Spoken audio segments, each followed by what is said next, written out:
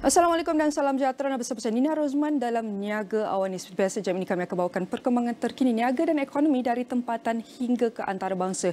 Dan kali ini saya akan mulakan antara data terkini yang dikongsikan oleh Jabatan Perakaan Malaysia mengenai bagaimanakah prestasi kekosongan ataupun penawaran pekerjaan untuk suku pertama 2023 ini. Tetapi kalau kita lihat semalam, rakan tugas Nailah Hudah telah bentangkan antara data ini pada iaitu Prime News kita pada Awani 7.45 di mana ia telah menunjukkan perincian bagaimanakah iaitu penawaran pekerjaan di Malaysia untuk ketika ini pada suku pertama terutamanya. Sudah tentu kita akan lihat, kita nak tengok bagaimanakah update ataupun progres ketika ini terutama apabila bercakap mengenai pasaran kerja. Dan kita akan lihat ini daripada aspek ekonomi dan juga perniagaan. Sudah tentu saya akan mulakan dengan jumlah kekosongan jawatan dan syarikat yang menawarkan pekerjaan. Kalau anda teliti di hadapan saya ini, kalau seperti anda dapat lihat, kekosongan jawatan adalah lebih kurang 211,509 dengan syarikat yang menawarkan pekerjaan adalah 55,006.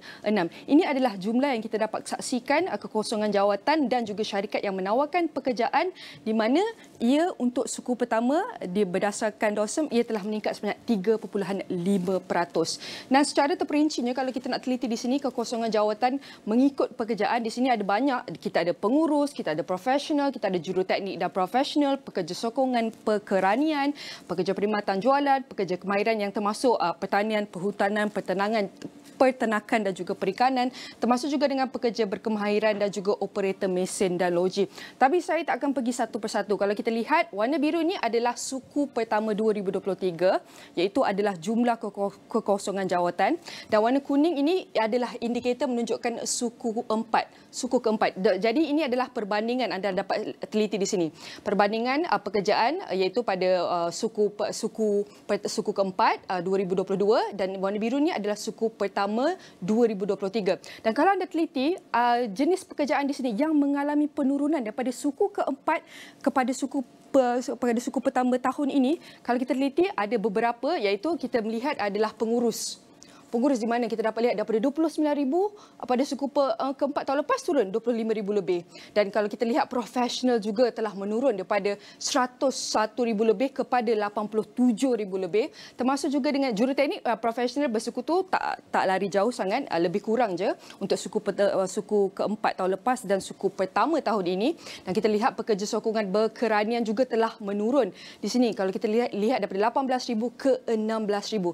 Namun bukan saja penurunan yang kita akan kongsikan, tetapi ada juga terdapat beberapa pekerjaan yang mengalami peningkatan pada suku pertama dalam penawaran kekosongan. Di sini kita dapat teliti yang mengalami peningkatan pada suku pertama tahun ini adalah pekerjaan-pekerja perkhidmatan dan jualan, pekerja kemahiran, termasuk juga dengan pekerja pertukangan berkaitan, termasuk juga dengan operator. Dan selain itu, apabila kita melihat kekosongan jawatan mengikut pekerjaan, mari kita lihat kekosongan jawatan yang tertinggi. Di sini anda teliti di sebelah kiri skrin anda adalah suku pertama 2023 dibandingkan dengan suku sebelumnya, suku keempat 2022.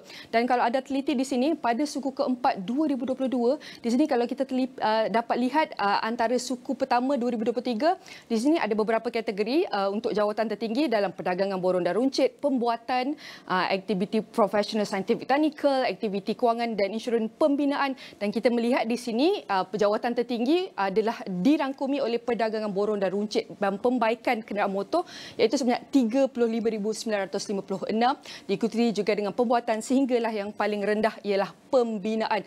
Itu adalah jumlah penurunan yang sama kita dapat saksikan untuk suku keempat. Namun kalau kita teliti, suku pertama adalah jauh lebih rendah sedikit berbanding suku keempat tahun lepas, dan kita dapat lihat adalah trend menurun untuk jawatan tertinggi. Dan 5 kekosongan jawatan tertinggi mengikut negeri, iaitu wilayah persekutuan kekal pada nombor 1 sebanyak 62,727, diikuti juga dengan Selangor dan Johor dan sebagainya. Dan apabila kita bercakap mengenai 5 pekerjaan terhangat, di sini kalau kita teliti Antara yang kita boleh cakap popular kan di sini adalah sebanyak yang telah mencatatkan sebanyak 17,409 di sini adalah 5 pekerjaan terhangat untuk suku pertama ini adalah profesional pengiklanan dan pemasaran. Diikuti juga dengan pengarah urusan dan ketua eksekutif iaitu hampir 10,000. Dan kita dapat lihat juga akaunten juraaudit, profesional bersekutu pentadbiran dan pembangunan perisian. Ini adalah 5 pekerjaan yang kita boleh katakan top 5 untuk suku pertama 2023. Seterusnya kalau kita lihat kekosongan pekerjaan mengikut TVET, COL dan juga STEM. Di sini kalau kita lihat perbandingan antara suku pertama 2023 dan suku keempat 2022. Dari kekosongan pekerjaan adalah daripada kita boleh cakap bidang kebanyakan adalah daripada bidang yang ditawarkan TVET. Di sini anda dapat lihat TVET antara tertinggi lebih 60%, diikuti dengan COL dan juga STEM. Sama juga dengan untuk suku pertama, prestasinya tidak jauh namun ia lebih tinggi sikit berbanding suku pertama tahun ini. Dan kalau kita teliti 5 kekosongan pekerja tertinggi mengikut TVET, COL dan juga STEM di sini, anda dapat teliti, okey, ini adalah kategori apa yang anda lihat tersenarai ini tidak semestinya jatuh dalam kategori eksklusif under TVET, STEM, COL, tapi ada beberapa pekerjaan jatuh kepada ketiga-tiga kategori ini sekali. Dan kalau kita lihat untuk TVET, kekosongan pekerjaan di bawah TVET adalah profesional pengiklanan dan pemasaran, iaitu lebih banyak berbanding yang tersenarai di sini, iaitu profesional bersekutu pentadbiran, jurutera perisian. Namun kita dapat lihat profesional pengiklanan pemasaran dalam TVET itu mengalami lebih 17,409. Dan kalau STEM kita lihat yang tertinggi adalah juru teknik iaitu 2,000 lebih, dan COL lebih kurang TVET juga iaitu 17,409, angka yang sama iaitu profesional pengiklanan dan pemasaran. Sudah tentu kita lihat antara data-data ini, kita nak lihat bagaimanakah ia memberi cerminan terhadap prestasi ekonomi kita ketika ini. Sudah tentu kita nak lihat bergerak ke hadapan apakah yang aspek yang kita perlu teliti, terutama untuk kita lihat iaitu trend-trend dalam pasaran pekerjaan. Tapi saya tidak akan bawa masa. Antara data yang telah saya bentangkan, saya akan bawakan pakar ekonomi yang sudah bersedia dalam talian merupakan Profesor Emeritus Dr. Zakaria Abdul Rashid. Saya nak ucapkan Prof terima kasih kerana sudi meluangkan masa bersama kami. Sudah tentu ini adalah antara data yang terkini yang dikongsikan oleh Jabatan Perakaan Malaysia, dan kita lihat seperti yang saya kongsikan tadi, kekosongan jawatan untuk suku pertama meningkat lebih 3.5% pada tahun suku pertama tahun 2023. Dan kalau boleh saya nak pandangan Prof mengenai data ini secara keseluruhan yang menunjukkan prestasi tawaran peluang pekerjaan negara kita. Apa lagi yang perlu kita teliti aspek-aspek lain? Bagaimana Prof? Terima kasih banyak Lina. Biarkan saya bercakap dari segi keseluruhan dulu. Kalau kita lihat daripada data yang telah dibentangkan oleh Nina tadi, bilangan kekosongan jawatan yang diberikan oleh Jabatan Perangkaan tadi, kebanyakan kekosongan itu ialah kekosongan bagi jawatan-jawatan berkemahiran tinggi. Tidak kiralah sama ada daripada suku suku pertama 2023 ataupun suku keempat 2022. Jadi yang ini kebanyakan kekosongan tadi ialah kekosongan high skill ataupun berkemahiran tinggi, sedangkan bagi jawatan-jawatan berkemahiran rendah, kekosongan jawatannya tidaklah sebegitu tinggi, tidaklah sebegitu banyak kekosongan jawatan itu. Sedangkan kalau kita melihat kepada skill ratio kita, iaitu kemahiran dalam pasaran buruh, kadar kemahiran di dalam pasaran buruh berbanding dengan mereka yang berkemahiran rendah, kita masih lagi jauh terkebelakang, iaitu kalau tak silap saya dalam sekitar 28-30% begitu saja.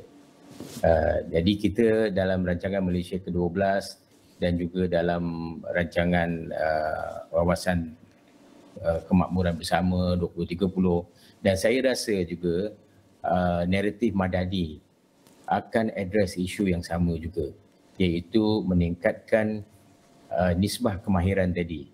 Kita nak capai kepada 45%, 40%, 45% begitu. Bergantung pada tarikh-tarikh yang ke depan kita. Tetapi yang keadaan seperti ini memang benar-benar menggambarkan bahawa kekosongan ada tetapi masih lagi tidak dapat diisi. Jadi apa puncanya tu? Ialah kerana, saya rasa puncanya ialah kerana pasaran buruh memerlukan, daripada data Jabatan Perangkat tadi menunjukkan pasaran buruh memerlukan pekerjaan yang sedemikian, berkemahiran tinggi yang Nina dah listkan tadi, kemahiran macam katakan jurutera, accountant, bertauliah dan sebagainya, tetapi tidak dapat diisi lagi. Jadi makna apa yang diperlukan oleh pasaran dan apa yang boleh diisi kepada kekosongan itu masih ada nampak gap.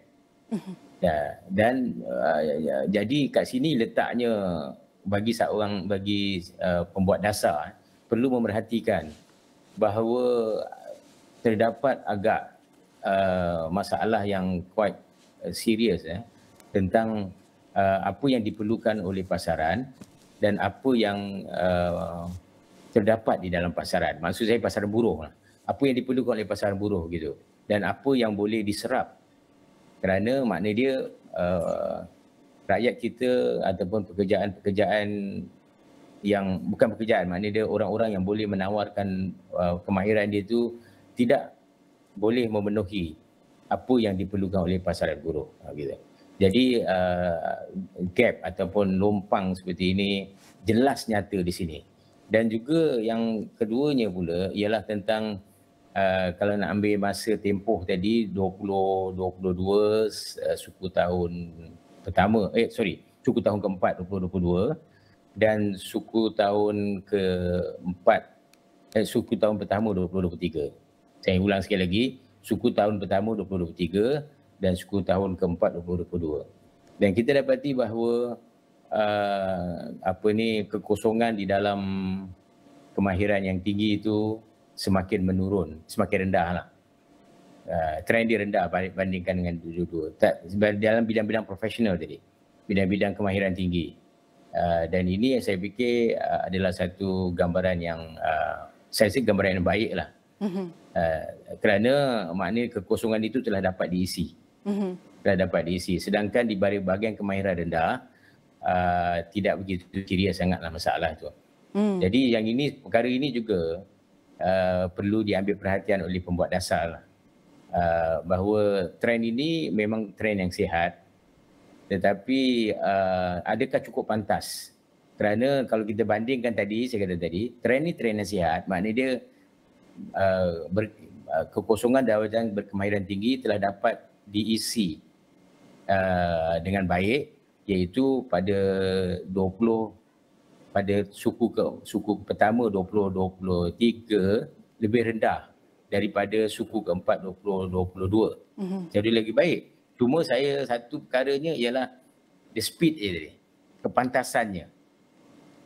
Sebab kalau kita lihat antara kekosongan dalam berkemahiran tinggi masih jauh lebih tinggi lagi, lebih besar lagi daripada kekosongan di dalam berkemahiran rendah.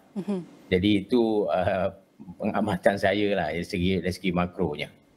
Baik, sudah tentu itu adalah antara perkongsian yang di mana kita dapat saksikan bahawa antara bidang profesional yang mempunyai kekosongan jawatan yang tertinggi. Tapi kalau kita nak lihat seperti yang Prof ada kongsikan, kita kena lihat balik dasar dan polisi untuk kita selaraskan balik dengan keperluan, bukan saja keperluan industri tapi keperluan pasaran kerja secara keseluruhan. Dan kita tengok juga Timbalan Perdana Menteri Datuk Seri Zahid Hamidi juga menyatakan bahawa pendidikan dan latihan teknikal TVET harus mainkan peranan penting dalam menghasilkan tenaga kerja yang efisien dan terampil, yang kita boleh cakap mampu beri sumbangan kepada pembangunan Malaysia dan juga memenuhi keperluan pasaran kerja semasa. Sudah tentu, adakah ini yang perlu kita teliti dulu asas kalau kita nak lihat seperti yang Prof cakap tadi, trendnya sihat tetapi adakah cukup pantas. Jadi adakah kita harus backtrack kepada iaitu pendidikan TVET yang kita boleh katakan sepanjang tahun ni banyak diberi penekanan oleh Perdana Menteri dan kementerian semua, dan kita lihat data ini menunjukkan TVET juga antara kekosongan jawatan yang tinggi. Jadi Prof mungkin boleh kongsikan ketika ini. Di sini dari segi perancangan human resource planning, iaitu bagaimana kita merancang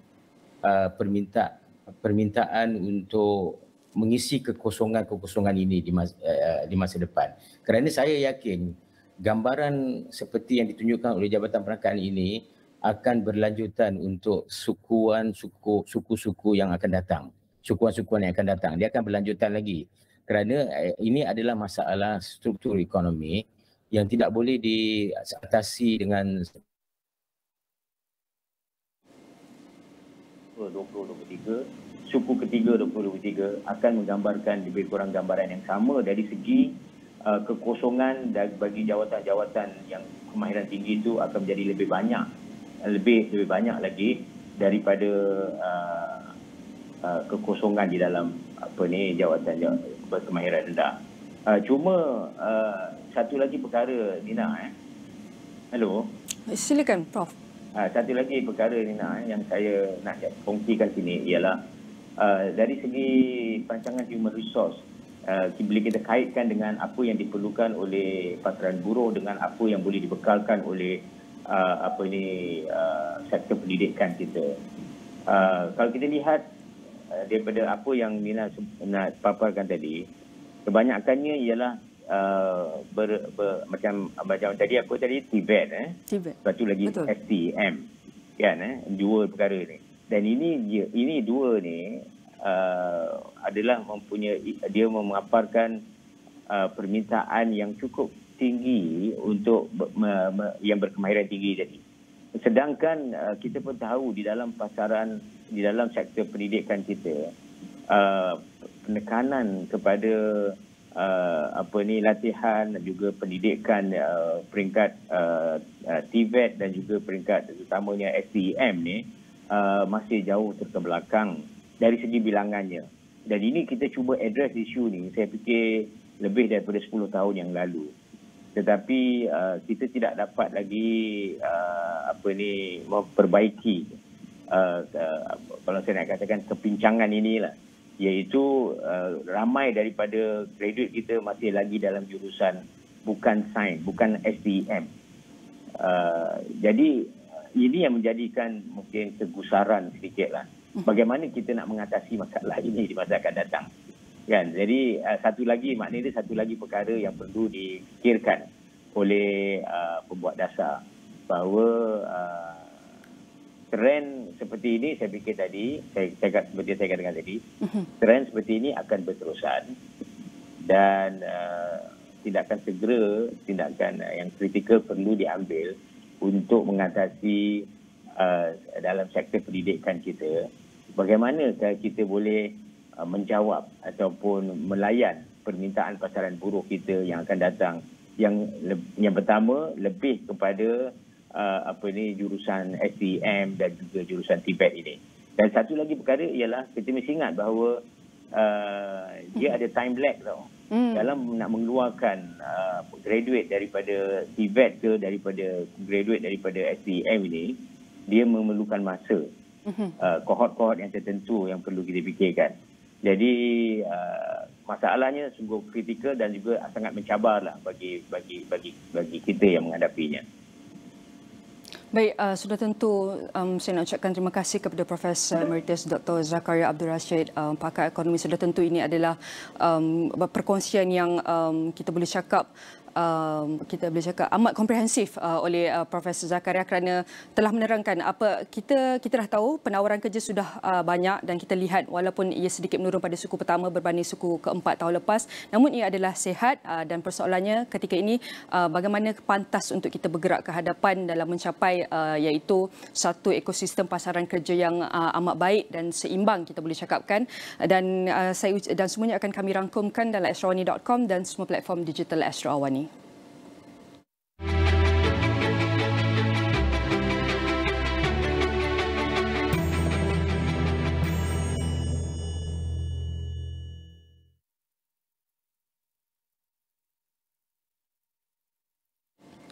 Karya dan hasil seni bukan lagi sekadar dipertontonkan di kaki lima atau bahu jalan, sebaliknya turut menghiasi platform media sosial. Selaras dengan perkembangan era digitalisasi, Persatuan Seniman dan Warisan Kelantan atau PESAD turut menggunakan pendekatan menjual karya di laman media sosial untuk menarik minat pembeli dan peminat seni seperti lukisan dan arca. Menurut salah seorang ahli jawatan kuasa, Muhammad Nur Hisham Ismail, peminat dan pelanggan kini dapat berinteraksi secara terus dengan pelukis bagi menghasilkan lukisan atau hasil tangan mengikut kehendak pelanggan tanpa mereka datang ke premis ataupun galeri. Macam kebanyakan kita ahli-ahli sini, kebanyakan secara individunya ia menggunakan media Facebook, yang tu yang utama sekali lah. Dan masing-masing ada dia punya line tersendiri, Instagram ke apalah. Jadi kalau setakat ni kebanyakan setiap ahli tu mewawarkan lukisan masing-masing tu melalui Facebook masing-masing. Dan juga kita ada juga laman web yang kita sediakan untuk lukisan-lukisan di galeri kita ni. Itu atas nama Persatuan Seniman dan Warisan Kelantan lah. Yang di situ maknanya untuk umum, dia dapat melihatlah lukisan-lukisan yang berada di galeri di atas bazar Tok Guru tingkat 3 ni. Ya, masing-masing posting. Dan sebenarnya masing-masing sudah ada peminat-peminat tersendiri. Persatuan Seniman dan Warisan Kelantan menghimpunkan lebih 60 orang pelukis, pengukir arca, pembuat seramik dan sebagainya. Dalam bidang lukisan sahaja terdapat pelukis kanvas, pelukis cat minyak, serbuk dengan menghasilkan pelbagai lukisan, antaranya lukisan wajah, pemandangan, alam semula jadi dan banyak lagi. Selain melukis, mengikut kehendak pelanggan, kumpulan pelukis ini juga menghasilkan lukisan berkisar kisah alam dan kehidupan. Karya mereka kemudiannya dimuat naik dalam media sosial sehingga pelanggan dan peminat menempahnya. Biasanya kalau dalam TikTok, orang yang suka, dia tengok, kita buat secara live. Video live, kita post dalam TikTok lah. Tu konten kita akan naik lah dalam TikTok. Orang suka tengok secara live. Buat demo lukisan. Saya khusus kepada benda-benda tu lah. Okey, saya banyak kepada lukisan potret, pada medium cover powder ni. Ada hasil yang biasa, ada potret sketching, potret VIP, VVIP pun saya ambil juga. Bergantung pada customer tu lah, yang berminat dengan cara hasil saya tu. Pelanggan yang datang ke galeri pelukis itu bukan sahaja dari kawasan berhampiran, sebaliknya luar Kelantan, terdiri dari pelancong yang menginap di hotel-hotel, pengunjung dan sebagainya. Sementara itu bagi pelukis potret yang menggunakan serbuk sebagai karya seninya, Baina Amri Yusof, medium atas talian bukan sahaja untuk tujuan menjual hasil seninya, sebaliknya turut digunakan sebagai platform mengajar teknik melukis. Biasanya saya upload daripada FB lah, terutamanya IG, TikTok, dan juga macam-macam lah, ada WhatsApp apa semua lah, status-status, IG story. Jadi semua boleh tengok situ lah, maknanya hasil-hasil karya saya yang dah siap ataupun orang nak tepuh apa semua melalui media tu lah. Okey, biasanya pelanggan akan tanya untuk tempah macam mana, cara tempah, dari segi hitam putih ataupun warna untuk bagi khususnya potret lah, lukisan potret lah. Jadi kita berbincang dengan customer melalui WhatsApp, bagi nombor WhatsApp. Lepas tu bila setuju, insya-Allah kita deal lah dengan dia. Ahli pesta sering kali mengikuti rombongan pameran di luar Kelantan.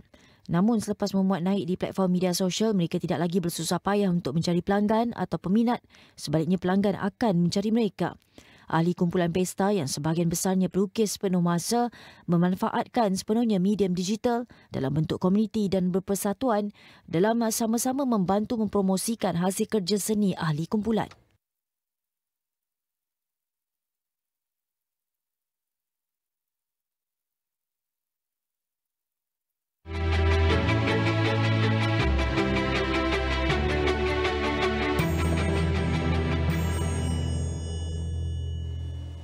Baik, jangan ke mana-mana, teruskan bersama kami di mana Niaga Awani akan ke segmen seterusnya bersama rakan setugas Ibrahim Sani di mana beliau akan bersecara langsung di KL Convention Center untuk membawakan antara perkembangan terkini di AVPN Global Conference 2023. Dan semuanya akan kami rangkumkan dalam astroawani.com dan kami akan bertirahat seketika, kembali selepas ini.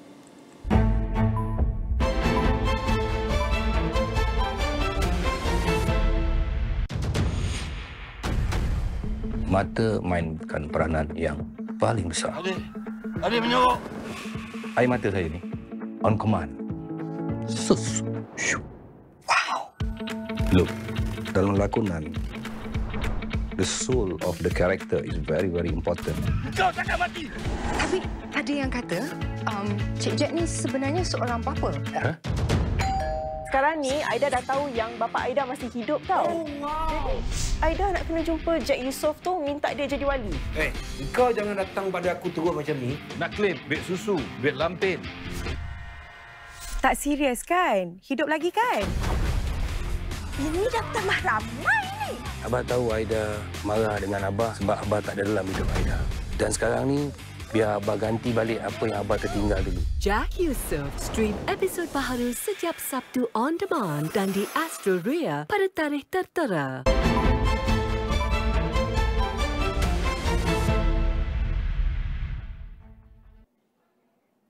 Thank you very much for joining us. As promised by my colleague Nina Rosman, my name is Ibrahim Sani. I am broadcasting live from the Kuala Lumpur Convention Centre. This is because Awani is partnering or being the official partner for the Hasanah Forum in conjunction with AVPN. Over the next 3 days, we're going to have luminaries within and international speakers talking about the issues of sustainability and more importantly, how can we move forward in terms of trying to build a better world. For now, in the set on location right now is Kun Pati, the founder of Pepper Labs. Pepper Labs, of course, a social enterprise business. Kun, thanks for taking the time to speak with us. Let's do a little bit of background in terms of why social enterprises should remain a key item to think about, and how do you think stakeholders can actually be more involved, especially folks like the government? All right, thank you, Ibrahim. And first of all, welcome to one of the largest social impact conference happening in the region, AVPN. So back to your question on social enterprises. The first thing is that social enterprises are entities that are built upon trust-based network. And it's not more just on transactional, but very trust-based in terms of addressing social issues and also climate change. So I think when it comes to the government on what can they do and how can they play an important role is making social enterprises as one of their delivery partners, because not only that we address some of the pressing issues that are being faced in the local region, but also globally, for instance, climate change, poverty alleviation. Just to echo one of our Prime Minister mentioned that by end year, he wants to eradicate hardcore poverty. And this is where social enterprises are able to come in with sustainable solutions. Okay, let's talk about this, right? Social mission and social impact remains to be the key concern or the key consideration for social enterprises. However, financial sustainability or financial sustenance is also important in order for the mission to be continued to be delivered. How do you think these social enterprises or folks that you work with right now can actually ensure social mission is being achieved while ensuring financial sustainability? Thank you. So before that, I think one thing we have to set a very important context here. Social enterprises are actually business. They are business first, and then they build a business model around a social or an environmental mission. And in order to sustain that social or environmental mission, they have to actually have business transactions. And this is where that social enterprises have to have proper transactions or sales transactions or be part of a national procurement so that they will be able to sustain that entire process of delivering impact without actually depending on donations also, because it's totally opposing to an NGO model where social enterprises have their own sustainable financing system. I mean, it is an enterprise after all. Yes. Which brings about that whole point that you mentioned earlier. It's one of the ideas that we can think forward is on the government making social enterprises as delivery partners. Absolutely. Have you seen this in place at a larger degree? Yes. So I think one thing to give credits to Malaysia, and I think we are an absolute brilliant host to AVPN this year, is because in 2022 at least, the government actually launched a program called Program Perolehan Impact Kerajaan, one of the first social impact procurement system that was actually launched in the region. So we are actually heading ASEAN in terms of that business system. And in the budget, there was about 20 million ringgit allocated just for procurements to be obtained from social enterprises. And that actually helped most of the social enterprises to sustain their impact, at the same time have an actual transaction happening around it. Let's look at the, I guess, the players or the types of players involved. As we understand, there's social enterprises, there's also NGOs, there's also cooperatives. How do you think these different stakeholders can interrelate and try to support each other while ensuring that each and every one of their mission is still being achieved? I think that's a very a great point, right? The first thing is all these three, one thing that is common among all these three entities is that they're very close to the impact beneficiary that they work with. And they're very close to heart in terms of their passion in delivering impact, be it environmental in terms of climate change or decarbonization efforts, or even going down to the PPR communities and having set up micro enterprises for them. So that is one common area that works around it. But the second one here is that how social enterprises or cooperatives per se, right, can come in is because they have built a business model around it. So they're not dependent much on funds or year-to-year allocations because they are more towards running that business, and as the business runs, the impact is actually delivered. So the beauty of it is that all this actually can come in place because they have a same target group. The only difference is how they obtain these funds in, whether they obtain it through a business transaction method or they obtain it through a philanthropy, for example, a philanthropy or a grant. So all of them actually can come hand in hand when it comes to the impact beneficiaries that are receiving. Let's talk about the Malaysia Social Enterprise Blueprint. I'm sure you're very familiar with it. Yes. What would be some of the salient points that is contained within this blueprint, and what kind of ideas do you think that these kind of forums can actually flesh out and ensure that the blueprint is actually being, I guess, achieved? All right. So the blueprint, one thing is that it was launched in 2022 and it has set a target up to 2030. So one is that we are trying to look at creating a critical mass of social enterprises in Malaysia. In 2022, we stood at 414 social enterprises, registered legit social enterprises, and we're targeting about 10,000 social enterprises by 2030. Now that is a big aspiration. And this kind of conferences come in place is to ensure that this is achieved by sustaining the growth of social enterprises. Now, if we look at Malaysia in context, we have actually passed that startup growth or that awareness growth. Many organizations have started adopting social enterprises as part of their own system, internal ecosystem. But now the next step is how do we scale these social enterprises? How do we take them globally? How do we deliver impact, not only regionally, but also globally? And this is where this kind of impact investment conference comes into place to actually look at social enterprises that are available and they are ready to be scaled and invest in them so that impact can be scalable. What is the difference then if a business that needs to be scaled, if a business that delivers value to the community? So what is the difference then between social impact and a traditional business, I guess a Sinambahad, for instance? Okay, so for a traditional business, profit is at its core. So it's driven by profit, it's driven by business transactions per se.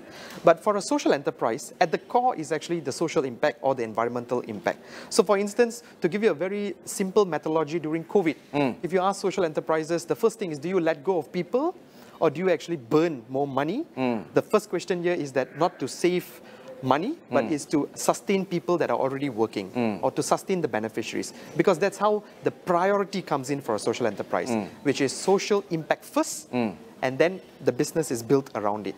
As for opposed to an actual traditional business, it's about profit, it's about profit making, and that's how the companies are sustained. Right now, a lot more companies are talking about corporate responsibility, not just corporate social responsibility. We're looking at companies trying to, big and small actually, trying to bring about better social impact. In fact, they are taking various oaths, including the serious oath, for instance, and many more, in terms of trying to bring value and good to the society.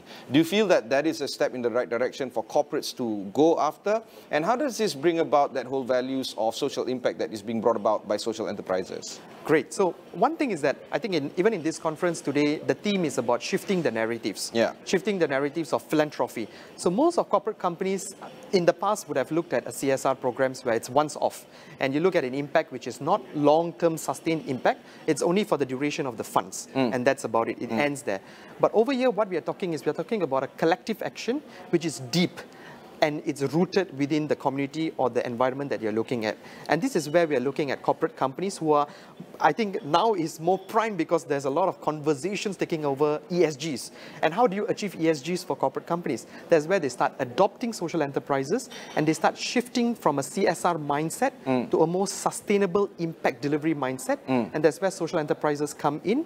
And this is where philanthropy funds or pool, like over here AVPN is mobilizing impact towards this kind of organizations, so that it's long-term solution, not a short-term, not a once-off solution. Pardon my ignorance, but how do you then measure success for social enterprises in delivering social impact? We are very familiar with corporates, matrices, ROE, ROI, PBT, you know, all these kind of matrices. But how do you then measure, I guess, in a standardized way where everyone who reads these kind of reports would understand what we're talking about? Lovely. So I think one thing sets an advantage for social enterprises is the way we measure impact. The impact measurement is done on a social return of investment. So for every dollar invested, for example, we are a grantee of Yayasan Hasana. For every dollar invested in a community, what is the value that we are creating for the community? Sometimes we might only look at dollar cents, but I think for social enterprises, we look beyond dollar cents. So for instance, if we are investing in a community, how much more can we generate in terms of income? That's just cash transaction. But apart from that, we look at the other aspects of building a community and taking a community out of poverty elevation. Because, you know, when it comes to poverty, there's a lot of a multi-pronged approach. It's just not about cash transaction, but it's also about mindset, behavioral change. And this is where social enterprises are able to come in, because we measure success based on social return of investment. Speaking about social return of investment, what goes inside it other than the items that you mentioned earlier? So I think number one is that there are a lot of metrics that we look at, not only just our financial transactions that are being generated, individuals from poverty. not only uplifting individuals, but what is the long-term impact we are planning to leave behind? Is it just going to be a year of them generating an income and then, you know, just blowing a trumpet over it and saying that, hey, you know, these guys have achieved an income for the next 30% so or 50%, but on a long-term basis, how do we see them moving from one ladder to another? For example, how do we move them up from a B40 community to an M40 community? Or how do we look at infrastructure in terms, are the children getting the right education? Because education is also a key for to get out of poverty. Yes, of course. So all this multi-perspective is actually looked by a social enterprise. Including dietary requirements. Healthcare as well. So for a program that was recently run by Pepper Labs in collaboration with Yayasan Hasana, we just not looked into an economic standpoint of view, but we also looked in a healthcare standpoint of view, we looked at an education standpoint of view, and we also looked at a mental well-being standpoint of view. So if it's a woman or a single mother, do we only look at them generating an income and sustaining their families and sending them to school? I think it's just more beyond that. And this cannot happen in a short-term CSR program. It only can happen through a long-term sustainable program. I would argue even generational, right? Absolutely. It's because this is, sometimes I like to call it as a generational curse, because, you know, you're trapped within that. For instance, myself, you know, it took me a generation to come out of where we are. No, I couldn't agree with you more. And you need some sort of collective disruption. Action. No, disruption in terms of trying to break that short circuit, that break. Okay, if Pepper Labs want to work with people, how do they reach out to you and how do they get in touch with you? Okay, so lovely. So we have a website, www.pepperlabs.my, and our email address is also on board there. We have a very famous restaurant in PJ called Masala Wheels. We serve meals with impact over over there. So if you can also walk in and enjoy our meals, because every single dollar that is contributed there goes back to building the community. And of course, we just saw the event kick-started about half an hour ago. There are plenty of speakers that is going to be involved, including the Prime Minister. There's a lot of folks from stakeholders like yourself and social enterprise, social impact corporations. MOF is going to be here, including the Datuk KSP, Johan American. He's going to be giving a few speeches. What would be some of the takeaways that you are looking for when you are attending this conference over the next 3 days? I think number one is that I'm actually looking forward to see how other nations are actually developing their own philanthropy action. You know, I think Malaysia have advanced quite a lot, but there's a lot more we can do as well to be the tiger of ASEAN, as we say, right? So this is where I'm going to learn, and I'm going to see how other philanthropy countries are actually moving their funds and mobilizing their capital towards social impact. Fantastic. That was Kuan Pati, the founder of Pepper Labs, Sdn Bhd, talking about social enterprises and social impact. We're going for a short break. When we come back, we're going to be speaking with Zarina Ismail, the co-founder of Drop and Wash. We are going to continue on in this conversation of sustainability, social impact, social enterprises, and of course, more importantly, how you can actually be part of this conversation. We'll be right back after these messages.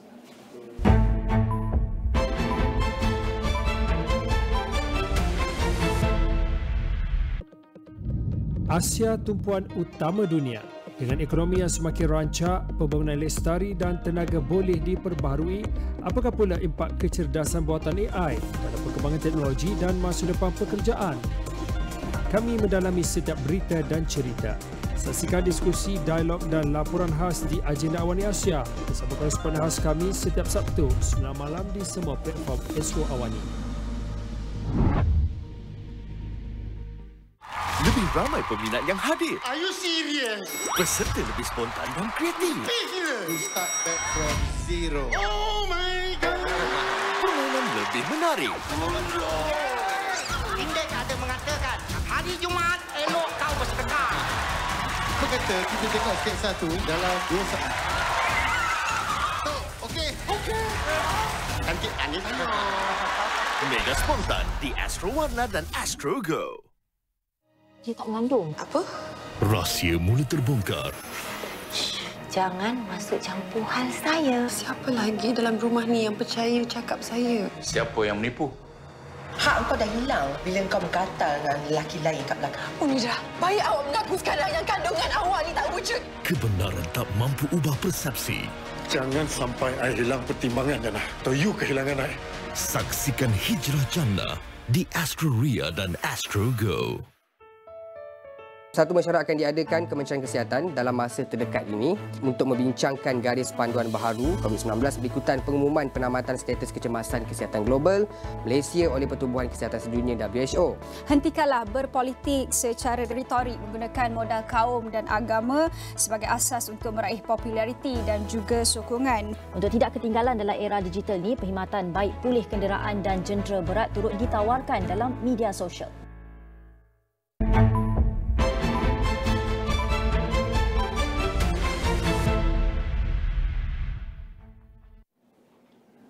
Thank you for continuing on with us. We are broadcasting live from the Kuala Lumpur Convention Centre here at KLCC.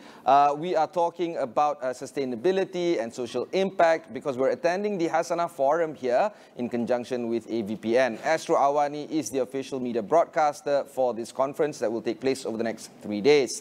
On my left is actually Zarina Ismail, the co-founder of Drop and Wash, a sustainability or a sustainable laundry and wet cleaning. Apparently, I just found out that is the new version of dry cleaning. Let's talk a bit about Drop and Wash per se before we jump to all the other questions. Thank you, Ibrahim. Well, Drop and Wash is a sustainable wet cleaning. Wet cleaning means it's the alternative to traditional dry cleaning because traditional dry cleaning uses toxic chemical, which is perchlorotrine, which is crude oil basically. So imagine your clothes are being cleaned by oil. That's not right, right? Yeah, it's not right. Doesn't sound good. Yeah. So in the early 2000s, there is a Paris Agreement being pressured So most of the European country within 2020 has changed to wet cleaning, which is a sustainable nature, because traditional dry cleaning is actually toxic chemical. So it was polluting the environment and also the users. So imagine us, the workers as well. Yeah. So that's not good, and it's also cancerous in nature. Yeah. There's a lot of businesses like yours that are adopting for greener options, greener solutions, and most of this, if not all, is actually self-regulating, and you're adopting this by yourself. One idea that I want to look at is in terms of how can government or other stakeholders impose greener measures and greener solutions in order for these corporates and corporations to actually adopt and comply with. You see, we've always been trying to advocate this green system by speaking to all other authorities, the municipality, the councils, the bandarayas and whatnot, you know. And you see, if in England, for example, if you want to open up a traditional dry cleaning, you need to get a proper license. In Malaysia, we do not have. I think in Southeast Asia, we're still back end. You know, we're still behind in that knowledge. Even in Singapore. Even in Singapore. So everybody can just open up. Nobody cares where it goes to, you know.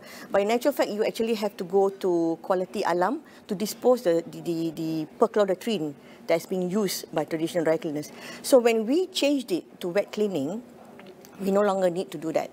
You see, because it is biodegradable and it can flow into the sewerage. Even the fish, if it goes into the washing machine, it won't die, basically, because there is no toxic. You see, so we are hoping to work together with all corporate agencies, all municipalities, government bodies to enforce and have a proper license so that people actually dispose it properly. Yeah. Right now, where does it sit in terms of the issuances of these licenses within the government structure? Within the government structure, I would say is the municipality. They just issue a business license, that's it. Only thing these days, they are more concerned about the gas issue. Okay? But in terms of the full service laundry and the coin operator, it's totally different market altogether. It is interesting to note that this laundry business industry in this Malaysia, right, is actually valued about 3 billion worth of GDP, in which 80% goes to retail, commercial and industrial. Only about 18% goes to the coin laundry operators. Oh, okay. So a lot of people are very confused thinking that laundry means coin operator. Even the licensing department, the JTK, the KDN, they are always giving wrong information to the ministry level, saying that we don't need, for example, to get foreign workers because we have changed our business model to the coin laundry. But in actual fact, it's not. So they have to engage with us. We have Mula, for example, our association. Okay, we've also engaged with the bandarayas, the ministries, the KPs, the special officers to inform them that there is more to wash, dry and fold in laundry. So imagine if the hotel do not have enough linens. What happens? No idea. I mean, you can't check into your room, right? Yeah, but because the laundry is not functioning. So it's the same thing. So they need to engage with us as well, as far as we are trying to advocate to them the importance of having sustainability and the importance of licensing at the same time and enforcement of the chemicals. Yeah, that's exactly the next point I want to talk about, which comes about on the issue of enforcement. How do you think local authorities and local government can actually help with the enforcement of compliance with greener approaches and greener methods of doing things? Well, as far as most importantly, they need to make sure that chemicals which are not sustainable are disposed properly. So if you want to use toxic chemicals, in certain ways, sometimes we still need to use it. There must be a way to clean it. There must be a way to dispose it. It's the same about plastic. People say about plastic. But the most important is, how do we dispose the plastic? You know, we can use plastics, but how do you dispose it? You know? So it's the same as the chemicals in laundry as well. Let's talk about economic viability and financial growth. It may not necessarily, at least in this point of time, to be economically efficient in order for us to adopt for greener practices. That is the thinking right now that people hold. Is that true to start off with? At the moment now, I think more and more users in the market are changing it. They might not be getting the high premium graded, they might be getting the lower end, but the feel is that in the market they're changing. They're changing. So if you basically, to paraphrase, if you opt for greener solution, you can actually be economically viable still. Exactly, yes. So I mean, only if you want to, and you have to try hard, I guess. Yeah, but I think there's a lot of people who think it's expensive to change. Is it? Yeah, because it is if you've already invested into the non-sustainable way, and suddenly you need to change. Because there are a lot of people who are still using the non-sustainable way, and suddenly they realize that, oh no, we made a mistake, you know, there is a better way of doing it. I mean, come on, this is 2023, you have to start using a greener approach, you know, those non-toxic, the biodegradable solutions. And in Malaysia, we are still growing in terms like fresh water, for example. You know, you can actually inject fresh water back into, you know, to use it back, at least 20% fresh water, and 80% we actually recycle back to avoid wastage at the same time.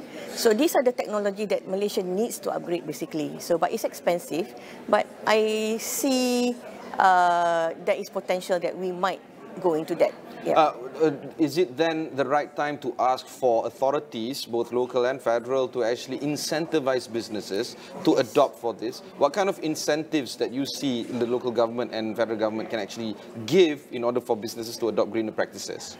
Well, there's many ways that they can give, you know, like tax rebates, for example, you know. A lot of the green approach are giving tax rebates. So maybe they should incorporate that as well, you know, and tax rebate is something that everybody in the corporate, the SMEs would love to have, you know. Yeah, definitely. Yeah. So at the same time, you know, you can actually, like for us, we are also accredited social enterprise. Yeah. So we can actually implement to give out to the users, for example. You know, like when you buy books, right, towards the end of the year, you can actually claim for tax. So if you allow the users to actually claim tax by using sustainable, greener approach facilities or services, why not give it to them as well? A big argument right now lies in the form of consumers. If the consumers want it, and if the consumers want it and put pressure on the authorities and businesses to adopt for greener practices, then change would be faster. Yes, do you subscribe to this thinking? Yes, we are always advocating on that, Ibrahim.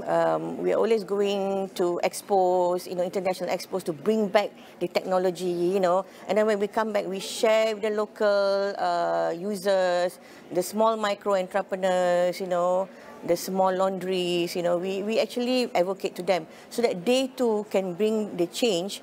And when they engage with the authorities, they too understand that it's important to have this green, sustainable approach, basically. Yeah. I'd like to remind people that for millennials, we are actually entering our 40s. It's actually the Gen Z and Gen Alpha that is now driving the economy moving forward. Do you feel that Gen Zs and the Generation Alpha now is a little bit more concerned about the environment, more so than the elder generations? Well, definitely they are. They are very sensitive and conscious about issues which are basically, you know, at their heart, you know, and it affects them basically. So they like things when they see things are innovative, you know, purposeful, impactful. I think the new generation, they appreciate that better. But I wouldn't say that the older generation, the boomers, are not, you know. But no, they're not. Yeah. Yeah. I mean. I mean, we are. Look at us. We are, you know, always advocating that, you know, and that, you know, it's not about just. I mean, at Drop and Wash, from very beginning, we are always advocating business beyond profits. Yeah. We are always, our key mission is always sustainability, innovation, and purpose.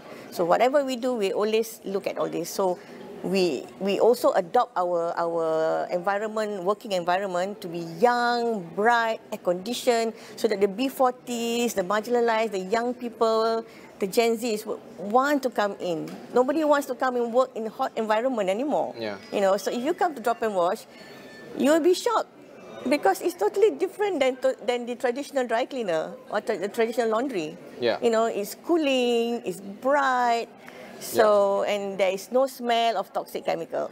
So over the next 3 days, what are the conversations that you are anticipating to witness, and what kind of takeaways that you think is important for yourself in attending this conference? Well, we are big on collaboration, post-pandemic. You know, right now we need to put our costs down, so we need to engage with corporates, learn, and for them to engage with us. And if people want to reach you, how do they do that? They can always go to www.dropandwash.com, or our hotline is always there, 016-228-0444. Social media, Facebook, Instagram, we are there. So, fantastic. Yeah. So collaboration is, of course, top of the agenda. Another item that you think that you can walk away from this conference, what would it be? That is always beyond Malaysia. Look beyond Malaysia.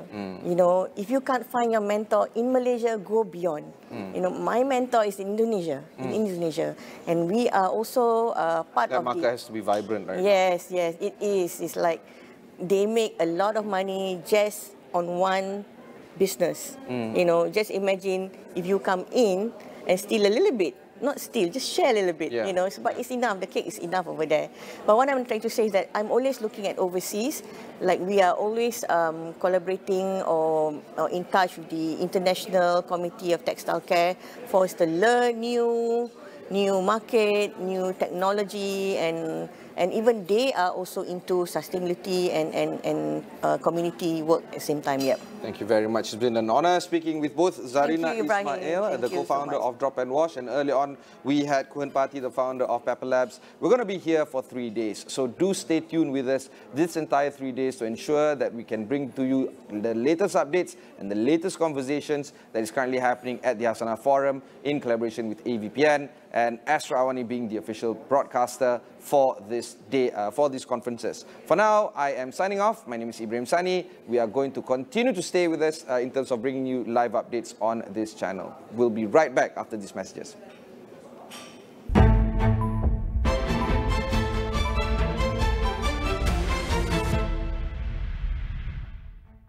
Tun Dr. Mahathir Mohamad akan mengadakan pertemuan rasmi dengan Tan Sri Muhyiddin Yassin. Hari itu kita akan bincang. Hukuman berat harus dikenakan. Satu hukuman berat untuk diadakan. Krisis air di Sabah dilihat menunjukkan perkembangan positif. Dalam masa tempoh 6 bulan, masyarakat akan dapat merasa perubahan bekalan air tersebut. 8 kawasan di Serata Negara mengalami cuaca panas pada tahap berjaga-jaga. Sebanyak 14 kes strok haba dilaporkan. Big Stage 2023 loading now.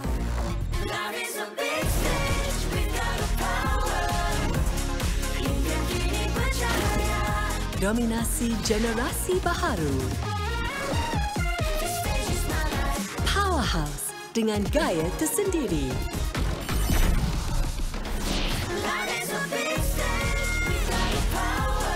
Lebih berkuasa dengan semangat dan sokongan peminat.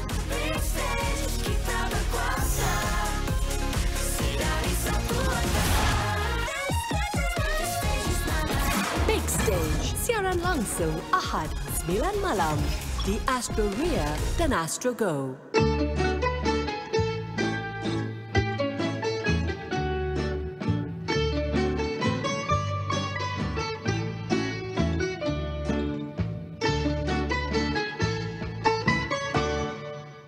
Tun Dr. Mahathir Mohamad akan mengadakan pertemuan rasmi dengan Tan Sri Muhyiddin Yassin. Hari itu kita akan bincang. Hukuman berat harus dikenakan. Satu hukuman berat untuk diadakan. Krisis air di Sabah dilihat menunjukkan perkembangan positif. Dalam masa tempoh 6 bulan, masyarakat akan dapat merasa perubahan bekalan air tersebut. 8 kawasan di Serata Negara mengalami cuaca panas pada tahap berjaga-jaga. Sebanyak 14 kes strok haba dilaporkan.